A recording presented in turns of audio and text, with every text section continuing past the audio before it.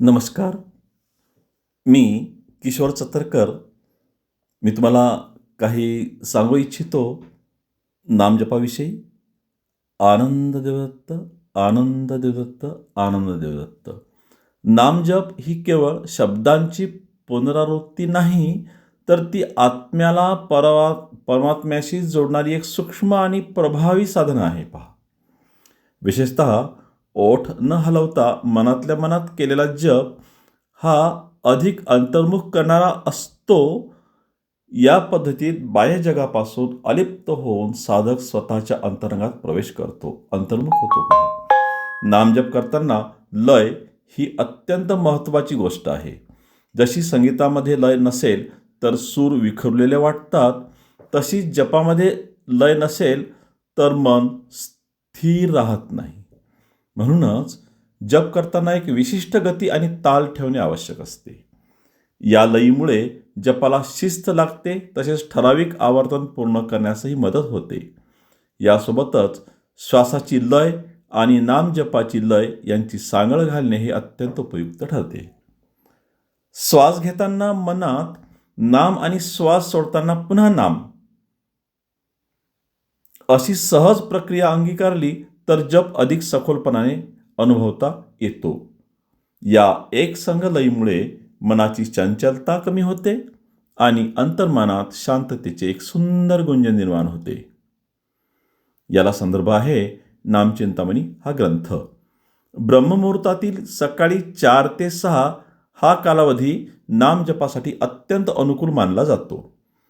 यावेळेत वातावरण निर्मळ, शांत आणि सात्विक असते. त्यामुळे जप अधिक प्रभावी आणि फलदायी ठरतो. यावेळेत केलेला जप साधकांच्या मनावर खोलवर परिणाम करतो.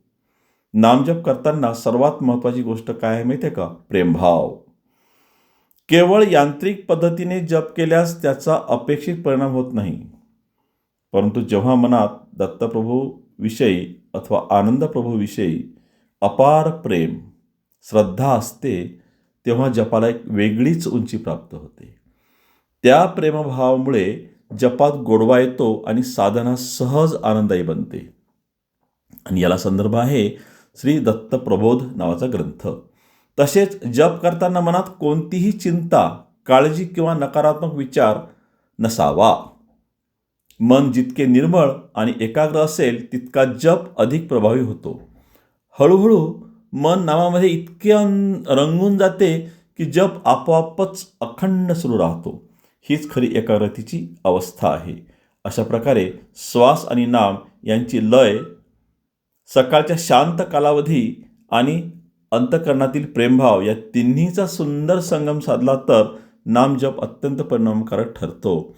ही क्रिया केवळ लवकर पूर्ण होत नाही, तर नामधारकाला अंतर्मुख करून परमशांतीचा अनुभव देते. अखेर नामजप ही केवळ कृती नसून एक अनुभूती आहे, जी भक्ती, प्रेम, श्रद्धा आणि लय यामधून फुलत जाते. संदर्भ अवधूत गीता, अद्वैत तत्वज्ञान व अंतर्मुख साधना. किशोर चतरकर. तुमची रजा घेण्यापूर्वी एक सांगू इच्छितो की मी जे काही सांगितले ते पटले तर स्वीकारा, नक्कीच स्वीकारा. नाही पटले सोडून द्या. विनाकारण वादात पडायचे नाही.